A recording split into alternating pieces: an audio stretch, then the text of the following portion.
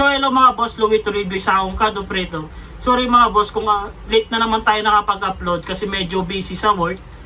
Ngayon naman, ang pag-usapan lang natin ngayon mga boss, kung napanood nyo lahat ng video ko mula sa una hanggang ngayon, kasi in-explain ko isa-isa kung paano gumawa ng text, ano ba yung standard ng text, paano ba mag-scale, paano ba ginagamit mga line weight, paano ba gumawa ng title block, paano ba gumawa ng dynamic block. In-explain ko lahat yun mga boss mula sa una hanggang ngayon. Kasi ang gagawin natin, mga boss, pagkasamahin natin lahat yun. Tapos gagawa tayo ng sarili nating template. Para hindi na tayo paulit-ulit. Ang ginagawa kasi natin, mag-renew tayo, tapos mag-start ka ulit ng drawing mo, gagawa ka ng line weight mo, gagawa ka ng text mo, parang paulit-ulit lang yung ginagawa mo. Kaya tumatagal yung paggawa mo ng drawing mo kasi nagsiset ka ulit ng mga dimension mo.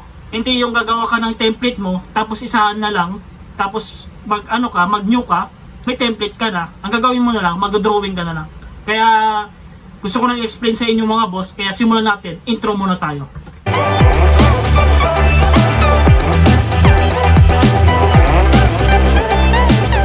So hello mga boss, simulan natin. Kung makikita nyo mga boss, meron kong mga dynamic block dito na lagi natin ginagamit kapag nag-drawing tayo. Mga symbols, yan, mga symbols, tapos mga electrical, mga symbols na electrical, mga grid line, ayan.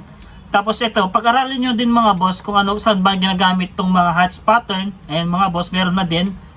Yung ginagamit kong mga scale, mga line weight, andito na rin mga boss, yan. Tignan nyo na lang mga boss, lalagay ko sa link sa baba itong CAD files nito. Tapos, oo nga pala mga boss, yung ginawa nating dynamic block na doors tsaka windows, in-update ko lang siya mga boss, para hindi na kayo mahirapan mga boss. Kung makikita nyo mga boss, itong doors natin ngayon, yan.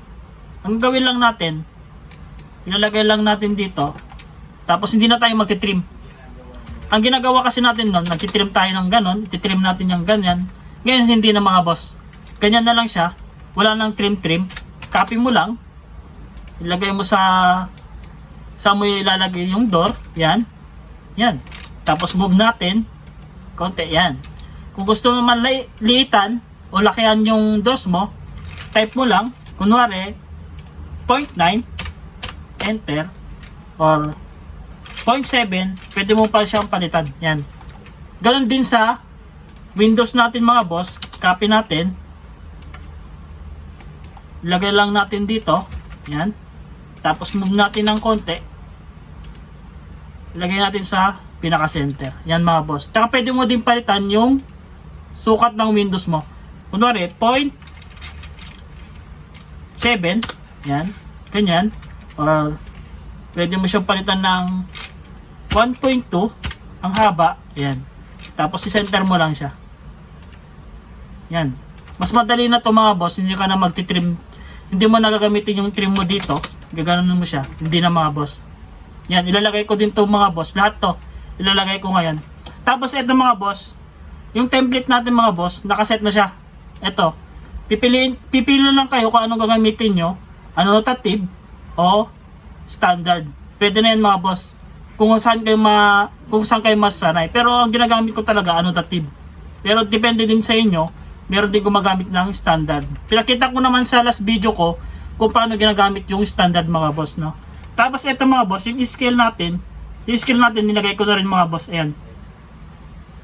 Meron nang naka-scale dyan mga boss, oh. Ayan.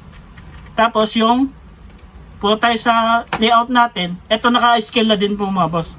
Paano ba mag-set ng paper dito mga boss? Gawin nyo lang, page setup, enter, modify.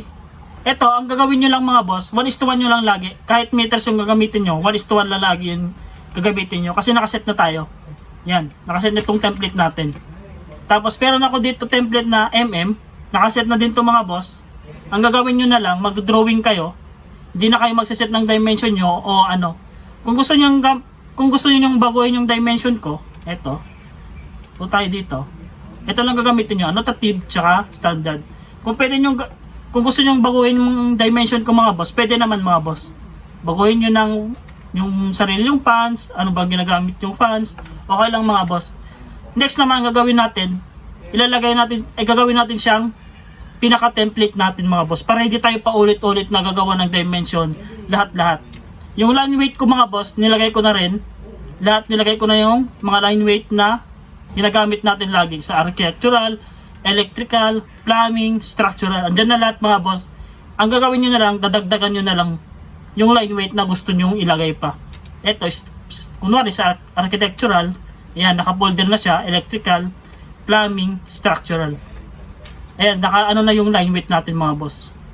Kaya sinabi ko sa inyo, mag-drawing na lang kayo. Hindi na kayo magsiset ng mga dimension nyo. Tapos ang gagawin natin mga boss, kunwari may sarili kayong CAD file na gusto nyo gawin na template, ang gawin nyo lang dyan mga boss, punta na lang tayo dito. Yan. Tapos, save as, drawing template. Yan. Click nyo lang yan. Tapos ilagay nyo dito, pwede naman dito o doon sa pwede nyong mabilis nyong makita. Kunwari, sa ilalagay ko sa flash drive ko, muna yan. Yan. Save mo yan. Okay. Yan, na-save na siya. Tapos muna tayo dito, template ulit. Sa meter naman, ganun din itong meter ang gawin natin. File, file. Tapos i-click nyo itong may arrow. Drawing template. Yan. Tapos save natin sa USB ulit. Yan. Save. Tapos save. Yan. Kaya ang gagawin lang natin, pag nag-new tayo, mag-new. Tapos, mag-new kayo. Tapos, hanapin nyo yung template nyo. Kunwari sa USB, ganyan, open mo lang siya. Yan, naka-template ka na. Ay, na-template mo. Kahit drawing ka ng drawing dyan, okay lang. Ka ng mga drawing dyan. Kunwari, magdagdag ka ng mga files ng iba, okay lang yan. Okay lang kasi may template ka naman. Pag nag-new ka ulit, pag new, tapos may template ka naman ulit. Hindi ka na magsaset ng mga dimension, hindi na mga boss. Ito, nakaset na itong mga boss, itong template na to. Ilalagay ko na lang sa link sa baba, download nyo na lang kung gusto nyo itong mga boss. O di kaya, gumawa kayo ng sarili yung template, tapos isave nyo dito. Click nyo lang itong A, na kulay red, tapos click nyo itong arrow na to. Yan. Drawing template lang yung ilalagay nyo. Ganun lang mga boss. Kunwari, itong ano mo naman, ay kung may desktop ka naman o laptop nyo laging mo ginagamit, ang gawin mo na lang dyan, save mo na lang dito. Save as. Tapos isave mo na lang dito kung gusto mo. Yan. Tingnan natin. Template for meter. Yan. Tapos isave mo dito. Yan. Okay. Kapag nag-new ka ulit, yan. Tapos new. Drawing. Yan. Andito na yung template mo. Yan mga boss, oh, yan. Hindi na tong akad yung inaano mo. Hindi na tong akad yung gagamitin mo. Kasi may sarili ka ng template, yun na lang yung gamitin mo. Para nakaset na lahat. Nakaset na lahat, mag-drawing ka na lang. So, ayun lang mga boss, yung may explain ko ngayon mga boss. Next, siguro malapit-lapit na tayo. Gagawa na tayo ng floor plan, gagawa na tayo electrical, gagawa na tayo structural. As in na buong bahay na yung gagawin natin. Isang model na siya. Gagawa tayo ng 3D. Lahat gagawin natin yun mga boss para matuto kayo. So hanggang dito na lang ulit mga boss. Sana makatulong itong template na ito para hindi kayo mahirapan sa pag-scale, para hindi kayo mahirapan sa pag-plot, pag-scale. Lahat andito na mga boss. Ang gagawin nyo lang, mag-drawing na lang kayo. So hanggang dito na lang mga boss. Kaya paalam na mga boss.